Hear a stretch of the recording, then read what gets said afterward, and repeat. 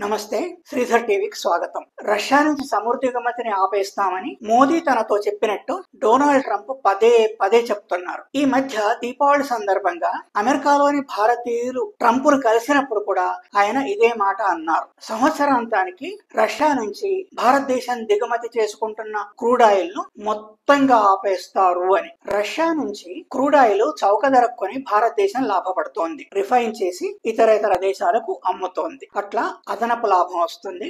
భారత్ దిగుమతి చేసుకుంటున్న crude oil లో 31% రష్యా నుంచే వస్తోంది. రష్యా నుంచి ఎక్కువగా క్రూడ్ ఆయిల్ కొంటున్నది చైనా తర్వాత భారతదేశం మాత్రమే. ఈ డబ్బులతో రష్యా లాభపడి ఆ డబ్బులను ఉక్రెయిన్ పై యుద్ధానికి మళ్లిస్తోంది. తద్వారా ఉక్రెయిన్ యుద్ధాన్ని ఎంతకాలమైనా రష్యా కొనసాగించగలదు, అట్లాగే కొనసాగిస్తుంది అని అమెరికా అభియోగం. ఈ రెండు దేశాలు రష్యా నుంచి చమురు కొనడం ఆపేస్తే రష్యా దారికొచ్చి అమెరికా చెప్పినట్టు ఇంటుందని కూడా ట్రంప్ అంటున్నారు. అలా మనం రష్యా నుంచి చమురు కొంటున్నందుకే అమెరికా మన పైన 20% అధిక సుంకాలు విధించింది. ఒకవేళ చైనా భారతదేశాలు కొననట్టయితే ఏనాడో ఉక్రెయిన్ యుద్ధం ఆగిపోయేది, తను చెప్పినట్టు వినేది అని అది అనుకుంటోంది. మనం రష్యా నుంచి చమురు కొంటూనే ఉన్నాం ఇవాళటి వరకు. ట్రంప్ కు తిక్కగా ఉంది. ఎన్నికలకు ముందు తను ఎన్నిక కాగానే రష్యా ఉక్రెయిన్ యుద్ధాన్ని ఆపేస్తాను అని ఆయన ఎన్నికల్లో ప్రామిస్ చేశారు. అదేదో చిటికలో అయిపోతున్న పని అనుకున్నారు. బెదిరించి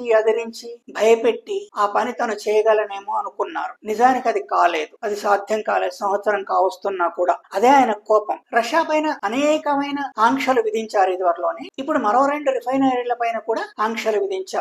రష్యన్ ఆయిల్ కంపెనీల మీద అమెరికా నిషేధం విధించగానే అంతర్జాతీయ మార్కెట్ లో చమురు ధర పెరిగింది. చైనానేమో నువ్వెంత అంటే నువ్వెంత అంటోంది. అమెరికా మాట వినట్లేదు, పట్టించుకోవట్లేదు. అమెరికా టారిఫ్లు పెంచితే చైనా కూడా పెంచుతుంది. మరి మెత్తగా దొరికింది ఎవరు? భారతదేశం. భారతదేశంతో ఎలాగైనా ప్రవర్తించవచ్చు అని అమెరికా అనుకుంటోంది. ఈ మధ్య భారత్ పాక్ యుద్ధాన్ని తనే ఆపేసినట్టు ట్రంప్ అనేక సార్లు చెప్పారు. ఒక్కసారి కూడా భారతదేశం స్థిరంగా ఆయన అబద్ధాలు చెప్తున్నాడు, ఇదిగో ట్రంప్ మహాశయ మీరంటున్నది అబద్ధం, మీరాపలేదు అని స్ట్రాంగ్ గా నిలబడి చెప్పనే లేదు. అనేసరికి అందరికి ఏమనుమానాలు వస్తున్నాయి. మౌనంగా ఉంటే మౌనం అర్ధంగీకారం అంటాం కదా, ఒప్పుకున్నట్టే కదా, అది ఇంకా అమెరికాకు అలుసిచ్చినట్టు కాదా? అంతేకాదు ఈ మధ్య చాలా సార్లు మోదీ చాలా మంచివారు, నేను చెప్పగానే యుద్ధం ఆపేశారు అని చెప్తున్నారు. బుద్ధిమంతుడైన పిల్లవాడిని టీచరు మెచ్చుకున్నట్టుగా ఆయన మెచ్చుకుంటున్నారు మన ప్రధాని మోదీ గురించి. మీరు కాదు ఆపేసింది అని ఒకవేళ అమెరికా కానట్టయితే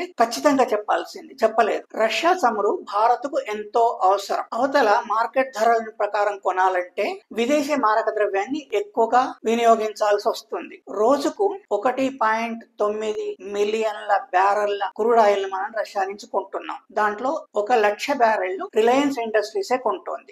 మరి అమెరికా ఇట్లా అంటోంది, నిజానికి చమురు దిగుమతిని ఆపేయబోతున్నారా అని రిలయన్స్ అడిగితే వాళ్ళు మేము ప్రభుత్వం ఎట్లా చెప్తే అట్లా వెళ్తాము అన్నారు. అంటే దాని అర్థం ఏమిటి?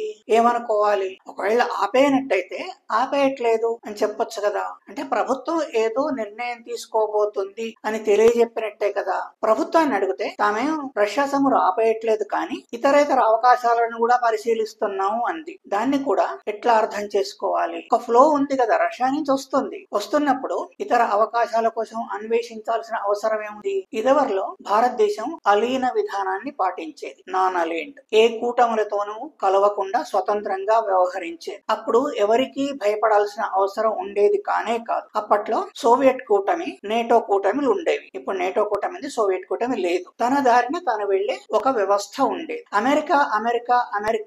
అమెరికాతో రాసుకు పూసుకు తిరగడం ఎక్కువైనప్పుడు, అబ్ కీ బార్ ట్రంప్ సర్కార్ అన్నప్పుడు నెమ్మదిగా అమెరికా చేతుల్లోకి వెళ్లిపోతాం. మనల్ని శాసించడం, బెదిరించడం ఆరంభమవుతాయి. మనకు భయం ఎక్కువ అవుతుంది, భయపడడం కూడా ఆరంభిస్తాం భయపెట్టే వాళ్ళు ఉంటే. ఇది పూర్తి దౌత్య విఫలం. ఎందుకు భయపడాలి అమెరికాకు కానీ మరి ఏ ఇతర దేశానికి గాని? మనం ఎందుకు భయపడాలి? ఒకవేళ భయపడినా కూడా ట్రంప్ వల్లనో అమెరికా వల్లనో మనకు అదనంగా ఉనగూడే లాభం కించిత్తు కూడా లేదు. చూస్తున్నాం కదా, టారిఫ్లు పెంచుతున్నాడు, విద్యార్థులను సతాయిస్తున్నాడు, మన వాళ్లకు సంఖ్యలేసి పంపించాడు. మనం రష్యా నుంచి కేవలం చమురు మాత్రమే దిగుమతి చేసుకోవట్లేదు. అనేక దిగుమతుల విషయాల్లో మనం రష్యా మీద ఆధారపడి ఉన్నాం. ముఖ్యంగా మనకు రష్యా ఆయుధాలను పంపిస్తోంది. మిగ్, సుకోయ్ లాంటి యుద్ధ విమానాలు విమానాలు, ట్యాంకులు, S-400 లాంటి మిసైళ్లు మనకు రష్యా పంపిస్తోంది. అట్లాగే ఎరువులు కూడా దిగుమతి చేసుకుంటున్నాం. అణు ఇంధనం కూడా మనకు వస్తుంది రష్యా నుంచి. బొగ్గు కూడా దిగుమతి చేసుకుంటున్నాం. ఇవే కాకుండా చిన్న చితక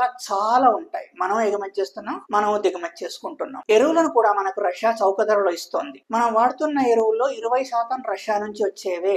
రష్యా చమురును ఒకవేళ ఆపేసినట్టయితే, రష్యా ఇతర ఎగుమతులను కూడా ఆపేసినట్టయితే మన సంగతి ఏమిటి? మనం ఎక్కడ ఉంటాము అనేది కూడా దౌత్యపరంగా ఆలోచించాలి. అంతా చైన్ రియాక్షన్ ఉంటుంది. ఒకదానికి ఒకటి, ఒకదానికి ఒకటి, ఒకదానికి ఇంటర్లింక్డ్ అయి ఉంటుంది.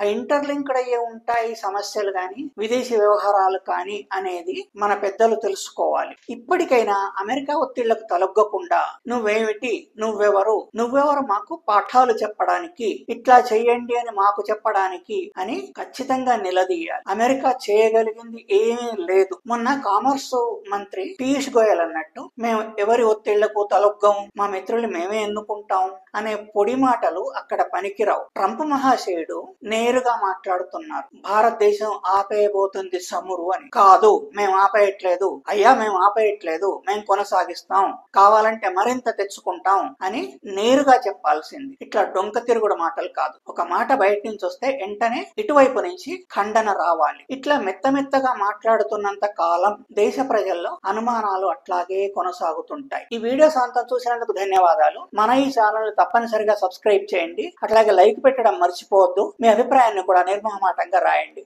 మరోసారి ధన్యవాదాలు.